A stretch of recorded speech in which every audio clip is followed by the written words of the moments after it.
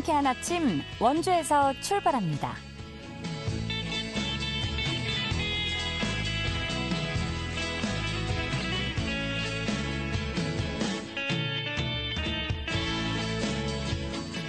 안녕하십니까. 6월 7일 금요일 KBS 원주방송국에서 보내드리는 상쾌한 아침 원주에서 출발합니다. 저는 진행의 이은주입니다. 오늘은 전국이 대체로 맑은 날씨를 보이다가 오후부터 차차 구름 많아지겠습니다. 강원 산지에는 늦은 오후부터 저녁 사이 5mm 내외의 소나기가 내리는 곳이 있겠는데요. 짧은 시간 동안 좁은 지역에 집중되면서 일시적으로 강하게 내릴 수 있겠고, 같은 지역 내에서도 강수구역과 강수량의 차이가 크겠습니다. 이 비는 내일 전국으로 확대돼 강원 동해안은 저녁까지, 내륙과 산지에는 일요일 아침까지 이어지겠는데요. 비가 내리면서 잠시 주춤한 더위는 주말 이후에 다시 30도 가까이 오를 전망입니다. 오늘 준비한 소식입니다. 취재기자 연결해 주간 도내 정치 이슈 살펴보고요. 원주시와 연세대 원주 산학협력단이 학성동 역전시장 일원에서 학성 꿈동산 페스티벌을 개최합니다. 리포터 현장에서 소개해드리겠습니다. 영월군이 과수에 피해를 입히는 돌발 해충 방제에 나섰는데요. 자세한 내용 알아보도록 하죠. 6월 7일 금요일 상쾌한 아침 원주에서 출발합니다.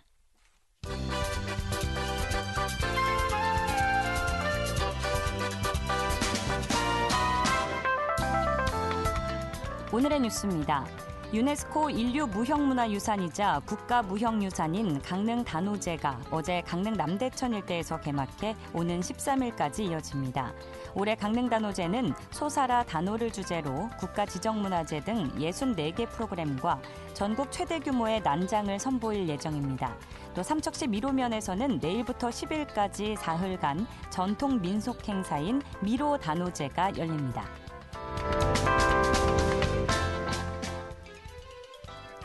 강원도 내 소와 염소의 구제역 항체 양성률이 98% 이상이라는 조사 결과가 나왔습니다. 강원도는 도내 소와 염소 사육 농가 170여 곳에 대한 구제역 항체 검사 결과 이 같은 결과가 나왔다고 밝혔는데요. 이는 전국 평균을 웃도는 수치입니다. 강원도는 2020년부터 수의사를 활용해 소 전업 농가를 대상으로 구제역 백신 접종을 지원하고 있습니다. 평창의 소규모 공공시설 5곳 가운데 한 곳이 시설 상태가 좋지 않은 것으로 나타났습니다. 평창군은 올해 3월과 4월 작은 교량과 농로 등 소규모 공공시설 1,800여 곳을 점검한 결과 전체의 19%인 300여 곳이 불량 판정을 받았다고 밝혔습니다. 다만 불량시설의 대다수는 규격 미달 등으로 안전에는 이상이 없다고 설명했습니다. 오늘의 뉴스였습니다.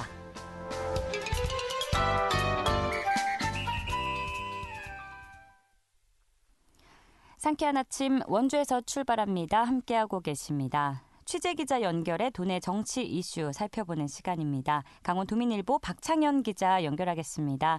박창현 기자 안녕하십니까? 네, 안녕하세요. 네, 제22대 국회가 본격 가동되기 시작했습니다. 여야는 지난 5일 우원식 국회의장을 선출하고 상임위원회 구성을 위한 협상을 벌이고 있는데요. 오늘이 원구성을 해야 하는 법적 시한인데 여야가 상임위원장을 놓고 대립각을 세우면서 합의가 이루어질지 미지수라고 하죠. 우선 22대 국회 전반기 의장 선출 소식부터 정리해 주실까요? 네, 22대 국회가 지난 5일이었습니다. 첫 본회의를 열어서 정식으로 개원했는데요. 네. 하지만 여전히 출발부터 반쪽 국회로 운행됐습니다. 이날 본회의는 더불어민주당과 조국혁신당, 개혁신당 등 야당 의원 192명만 참석한 가운데서 원구성 첫 단계인 국회의장단을 선출을 했습니다. 재임국회 이후에 집권 여당이 불참한 가운데 야당 단독으로 국회가 개원한 것은 헌정사상 처음 있는 일입니다. 이날 야당 의원들은요, 다수당인 민주당 출신인 우원식 의원을 국회의장으로 선출을 했고요. 또 민주당 목의 국회 부의장에는 이하경 의원을 뽑았습니다. 반면에 그 여당인 국민의힘의 그 원구성 협상이 진행 중이지 않다는 이유로 국민의힘은 그 자당목에 국회 부의장 후보를 지명하지 않았습니다. 국민의힘은 이날 그 원구성 협상이 지금 난항을 겪고 있는 상황에서 본회의 소집이 이루어진 데 대해서 강력히 반발하면서 본회의에 불참을 했습니다. 22대 국회 전반기 의장으로 선출된 우원식 의장은요, 서울 노원구 갑 선거구의 5선 의원입니다. 그래서 이제 이번에 국회의장으로 선출이 됐기 때문에 국회법에 따라서 민주당을 탈당해서 무소속이 됐고요. 임기는 2026년 5월까지 2년간 의장직을 수행하게 됩니다. 그렇군요. 앞서 말씀드렸듯이 22대 국회 상임위원회 구성을 위한 법정 시한이 오늘까지라고 하는데요. 여야가 대립하고 있는 이유는 무엇이고 또 협상이 가능한 상황인지 궁금합니다. 예, 국민의힘과 더불어민주당은 지난 한 달여간요, 국회 상임위원회 구성을 놓고 협상을 벌여왔는데요. 하지만 국회가 개원한 이후까지 현재까지 합의점을 찾지 못하고 있는 겁니다. 네. 국민의힘 그 추경호 원내대표와 더불어민주당 박찬대 원내대표는 그래서 법정 시한인 오늘 오전에 국회의장의 중재로 상임위원장 배분을 놓고 막판 협상을 이어갈 예정인데요. 그 문제는 그 여야는 현재 그 18개 상임위 중에서 국회 법제사법위원회와 운영위원회 그리고 과학기술정보통신위원회 이 세 군데의 그 위원장직의 그 소유권을 놓고 서로 주장하면서 팽팽히 대치 중입니다. 네. 그 법사위는 흔히 그 법률안에 제정을 하거나 개정을 할 때 좀 간문 같은 역할을 하는 것이고요. 운영위원회는 대통령실을 간장하는 위원회입니다. 또 그 가방위는 방송 관련 현안이 산적한 곳인데 이 국민의힘은 국회 관리를 들어서 이들 그 3개 상임위를 포함해서 21대 후반기 때 받았던 7개 상임위원장을 유지해야 된다 이런 입장을 보이고 있고요. 반면에 그 171석의 원내 다수당인 민주당은 오늘까지 여야 합의가 이루어지지 않으면 늦어도 오늘 10일 본회의를 열어서 법사, 운영, 가방위를 포함해서 최소 11개 상임위원장을 단독 표결을 해서라도 원구성을 마치겠다 이렇게 벼르고 있습니다. 이렇게 되면은 국민의힘은요, 민주당이 차지하고 있는 그 남은 7개 상임위원장 자리도 거부하면서 국회 의사일정 자체를 보이콧할 가능성이 높기 때문에 22대 국회가 개원 초기부터 갈등과 대립으로 좀 파행 운영될 우려가 높아지고 있는 상황입니다. 네, 이렇게 여야가 상임위원장을 놓고 대립하고 있는 가운데 원주에서 삼선 고지에 오른 송기현 의원의 상임위원장 배정이 주목되고 있죠. 예, 송기현은 아시겠지만 원주에서 처음으로 3선 연임에 성공한 의원입니다. 예. 민주당 내 그 당선 횟수라든가 나이 순으로 볼 때도 22대 국회 전반기 민주당에서 가져가려고 하는 11개 상임위원장 중에서 좀 한 곳을 맡을 가능성이 높다는 관측입니다. 검사 출신인 송 의원은요, 주로 그동안 국회에서 그 법제사법위원회에서 일을 했기 때문에 법제사법위원장을 좀 고려할 수 있지만 그 당의 전략상 좀 친이재명계 의원이 좀 맡을 것으로 보이고요. 이렇게 되면 차순위로 산업통상자원 중소벤처기업위원장, 흔히 좀 산자위원장이라고 하는데요. 산자위원장은 노려볼 만합니다. 또 이 밖에도 환경노동위원장 이 자리도 좀 거론이 되고 있는데요. 예. 변수는 그 여야 협상이 지금 앞서도 말씀드린 것처럼 좀 난항이 빠져 있는 상황이기 때문에 만약에 21대 국회 전반기처럼 국민의힘이 모두 보이콧을 하고 더불어민주당이 18개 상임위를 독식할 경우에는 그 송 의원의 위원장 자리도 상당히 좀 유동적으로 변할 것으로 예상이 됩니다. 네, 다양한 경우의 수를 다 분석을 해주셨는데 이런 가운데 강원 여당 국회의원이 최근 차기 대선 주자로 거론되는 오세훈 서울시장과 오찬회동 자리를 가져서 여러 가지 해석이 분분하다고요? 그렇습니다. 그 강원도 지역구를 둔 여당 의원과 대권 행보에 나선 오세훈 서울시장이 지난 4일이었습니다. 서울시 공간에서 오찬회동을 가졌습니다. 예. 이날 자리는 그 오 시장의 초청으로 권성동, 한기호, 이철규, 이항수, 유상범, 박정아 이렇게 강원 지역 국민의힘 의원 전원이 참석을 했고요. 이날 그 오찬은 일단 정해진 안건 없이 그 오찬을 나누면서 훈담을 주고받은 것으로 전해졌고요. 그 오 시장은 22대 국회의원에 당선된 강원 여당 정치원들을 좀 축하를 했고요. 또 지난해 11월 그 강원특별자치도와 협약을 냈고 그 삼척에 소송 중인 골드시티 사업을 좀 언급하기도 했다고 합니다. 오 시장과 그 절친한 의원이 누구냐면 강릉의 권성동 의원인데요. 그 권성동 의원은 사법연수원 동기입니다. 둘이. 네. 그래서 이날도 역시 오찬을 하면서 옛 추억을 떠올리면서 친근감을 나타낸 것으로 알려졌습니다. 일단 이날 그 오찬회동은 좀 정치 현안이라든가 국회 상황에 대한 의견을 서로 자제했다고 하고요. 좀 자유로운 분위기에서 1시간 30여 분 동안 이어졌다고 합니다. 네. 그 오세훈 시장이 그 22대 총선 이후에 비례대표 당선자를 비롯해서 서울 지역 낙선자라든가 이런 오찬을 하면서 이른바 오찬 정치를 하고 있는데요. 이것은 그 대권 주자 행보를 이어가고 있는 상황이기 때문에 이날 그 자리 역시 대선으로 향하는 가정이라는 분석입니다. 네, 여러 가지 해석이 나올 수 있는 상황이네요. 자, 다음입니다. 22대 국회 제3정당 자리를 차지한 조국혁신당이 도당 창당 준비에 들어갔다고요? 예, 22대 총선에서 비례대표 의석 12석을 확보한 조국혁신당이 오는 9일입니다. 원주 상지대 민주관에서 강원도당 창당대회를 갖습니다.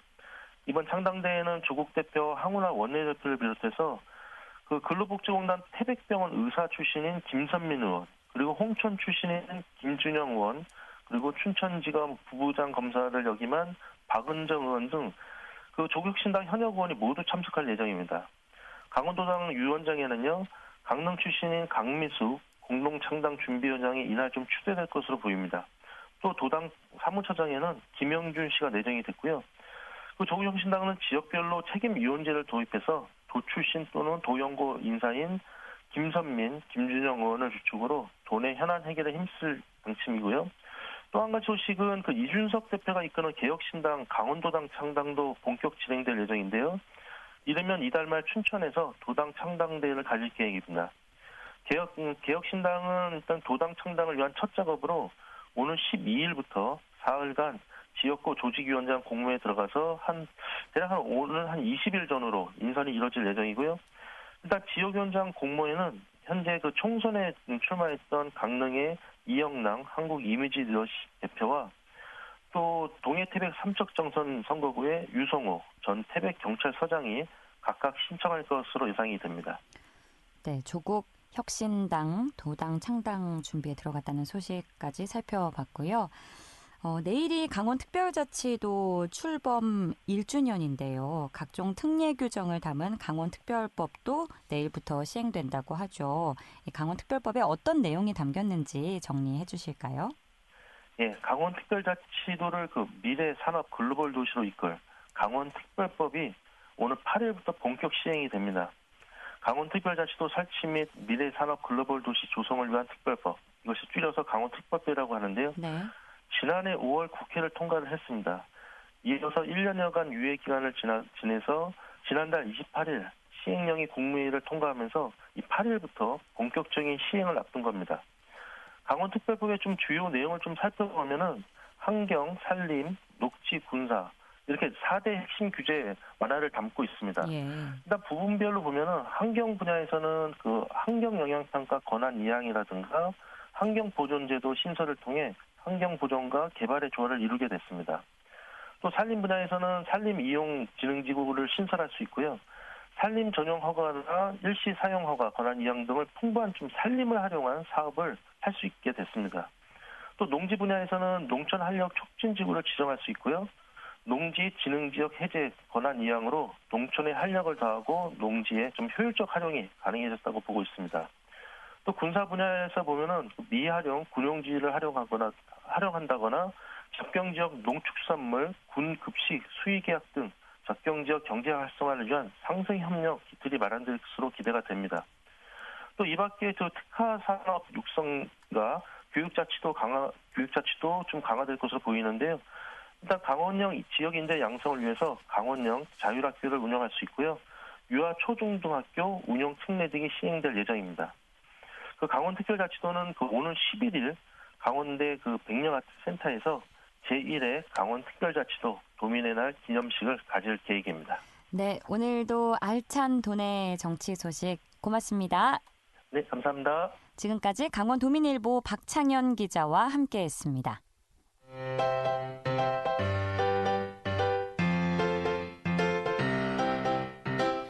KBS 원주방송국이 유튜브 다시 듣기 서비스를 실시합니다.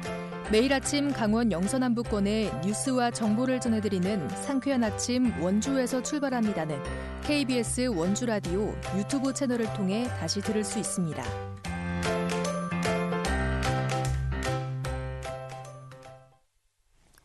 지금 시각 8시 47분 흘러가고 있습니다.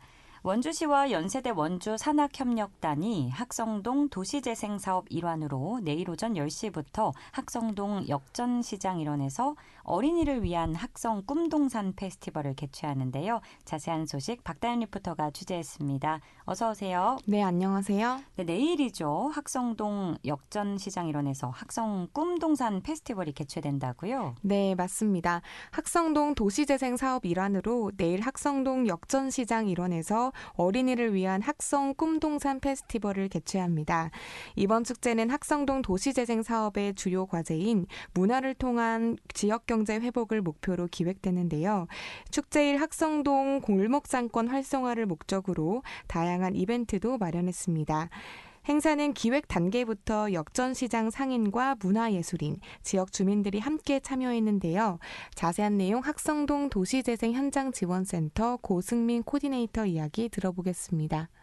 네, 이번 학성 꿈동산 페스티벌은 그동안 여러 차례 개최되었던 학성동 축제들이 대부분 어린이와 함께한 가족 단위 방문객들이 많았다는 점에서 착안하여 기획한 어린이 축제입니다. 학성동 도시재생 사업의 목표가 문화로 가득한 희망마을 만들기인데요. 그 일환으로 현장지원센터에서는 단연간 다양한 문화예술 프로그램을 기획하여 운영하였습니다. 학성 꿈동산 페스티벌은 그동안 학성동 도시재생 사업에 참여해 주셨던 지역 상인들을 비롯한 문화예술인들과 학성동 주민들이 기획 단계부터 적극적으로 참여하여 운영하는 축제입니다. 옛 원지역 바로 위에 위치한 학성동 역전시장에서 진행되는 이번 축제는 가성비 넘치는 다양한 체험과 이벤트라는 슬로건을 가지고 당일 축제를 방문해 주시는 방문객들을 맞이할 예정입니다. 그렇다면 학성 꿈동산 페스티벌에서는 어떤 것들을 즐겨볼 수 있습니까? 네, 이번 축제는 어린이 축제라는 이름에 걸맞게 어린이들이 즐길 수 있는 다양한 체험 부스를 운영하는데요. 네. 다육이 테라리움, 페이스 페인팅, 그리고 RC카 체험 같은 이색 체험들을 무료로 즐겨볼 수 있습니다. 또 단돈 3,000원으로 즐겨볼 수 있는 모루 인형 만들기, 데코된 꾸미기, 역사인물 모형 만들기, 레고 조립, 컵케이크 만들기 등 다채로운 10가지 이상의 체험 부스들이 들어설 예정인데요. 네. 당일 역전시장 상인들이 중심이 돼서 운영하는 플리마켓 부스들과 연계한 스탬프 이벤트도 진행됩니다. 학성동 도시재생 사업을 통해 변화된 학성동 마을을 탐방하며 부여된 미션을 완료하면 축제 당일 역전시장 안에서 사용할 수 있는 상품권도 제공합니다. 이어서 학성동 도시재생 현장지원센터 고승민 코디네이터 이야기 들어보시죠.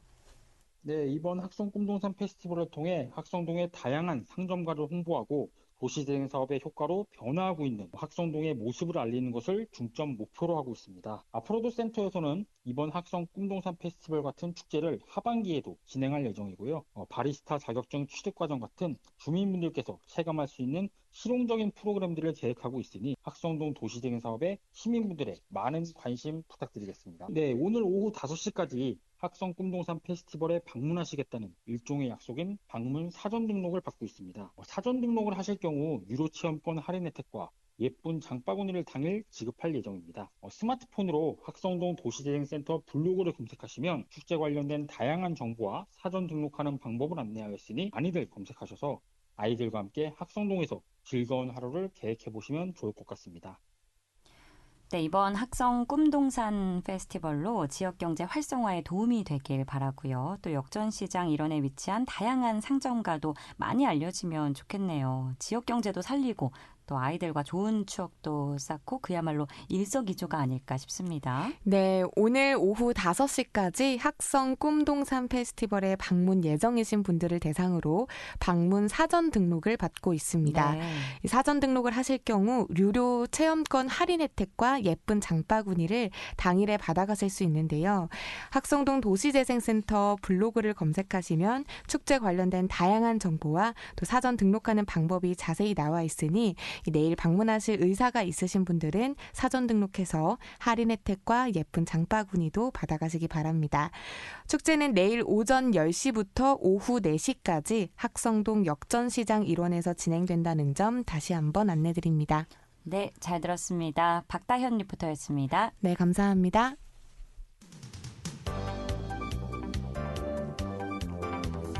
생생한 현장, 유익한 생활 정보를 전해드리겠습니다. KBS 원주라디오 상쾌한 아침 원주에서 출발합니다를 함께하고 있습니다. 8시 52분 지나고 있습니다.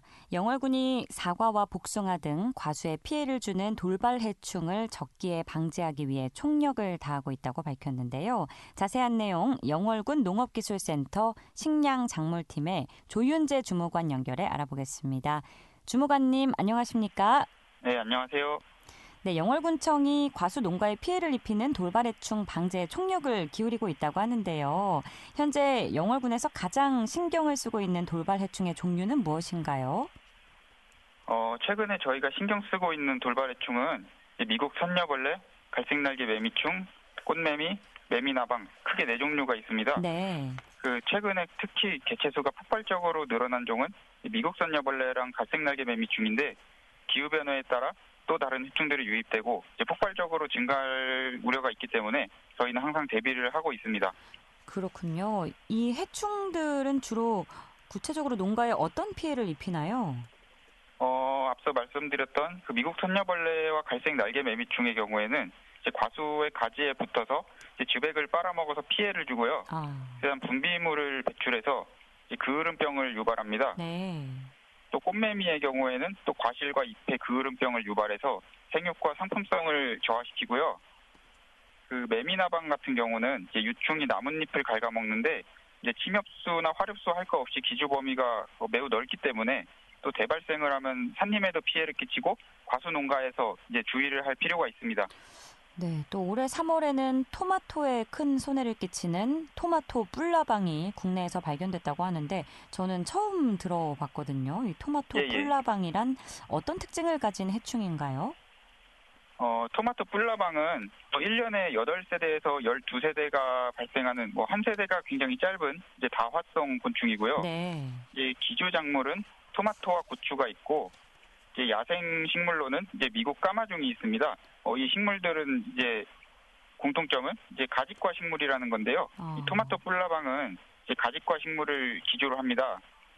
그리고 그 중에서도 선호도가 토마토가 가장 크기 때문에 토마토 재배 농가에서 특히 주의할 필요가 있습니다. 그리고 피해 양상은 유충이 식물체 조직에 구멍을 뚫고 또 넓은 갱도를 만들어서 피해를 줍니다. 또 어린 유충은 잎과 줄기와 꽃을 가해하고 더 자란 유충은 토마토 과실 같은 성숙한 열매도 가해할 수 있기 때문에 굉장히 주의가 필요합니다. 그렇군요. 토마토, 네, 뿔나방, 야생식물로는 미국 까마중이 있다고 하셨고, 네, 다 이름이 생소한데 어쨌든 안 좋다는 공통점이 있는 것 같아요. 그죠? 해충이라는 점. 가지과 식물에서는 일단 주의할 필요가 있는데 토마토가 얘들이 토마토를 가장 좋아하기 때문에 토마토 농가에서 특히 주의를 해야 한다라고 보시면 되겠습니다. 네, 그래서 이름도 토마토 뿔나방인가 싶은데 맞습니다. 네, 이로 인한 피해를 최소화하기 위해서 어떤 방제 작업이 필요한가요?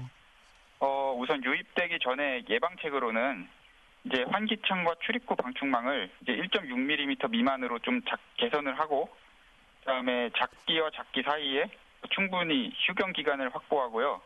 그다음에 시설 안에 기주 잔재물을 제거하고 또 미국 까마중과 같은 야생 잡초, 기주식물을 제거해야 합니다. 그리고 페로몬 트랩을 설치해서 유입이 됐는지 안 됐는지 여부를 상시에 예찰하면 더 좋습니다.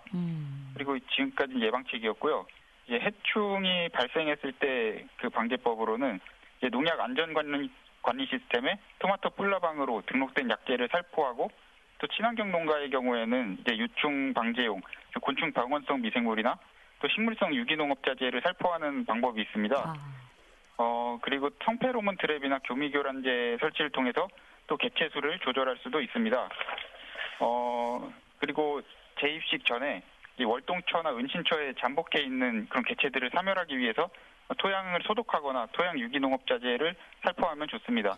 지난 4월 강원 지역의 평균 기온이 기상 관측 이래 최고를 기록하기도 했는데요. 이른 더위와 함께 벌레 관련 민원이 속출하고 있다고 하는데 좀 피해를 최소화하기 위해서 농가에서 자체적으로 대비할 수 있는 방법은 없는지 간략하게 부탁드립니다.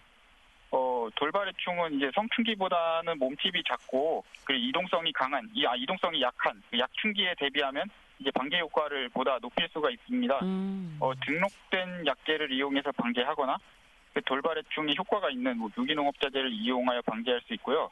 그리고 갈색날개 매미충의 경우에는 이제 겨울철에 과수 가지에 보이는 월동란을 미리 제거하는 그런 방법도 있습니다. 그리고 또 모든 돌발해충이 그렇듯이 이제 산림지 주변에 특히 많기 때문에 또 농경지 주변의 산림지도 함께 이제 방제하면 좋고요. 네. 그리고 또 영월군에서는 예찰 방제단을 운영하고 있어서 이제 사전 예찰을 진행하고 이제 농경지와 인접한 산림지 또한 방제를 진행하고 있습니다.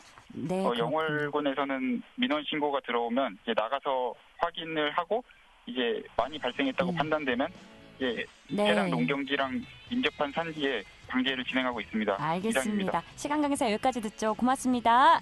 예. 지금까지 영월군 농업기술센터 식량작물팀 조윤재 주무관과 이야기 나눴습니다. 저는 다음 주 월요일 아침에 다시 찾아뵙죠. 진행의 이은주였습니다. 좋은 하루 보내세요.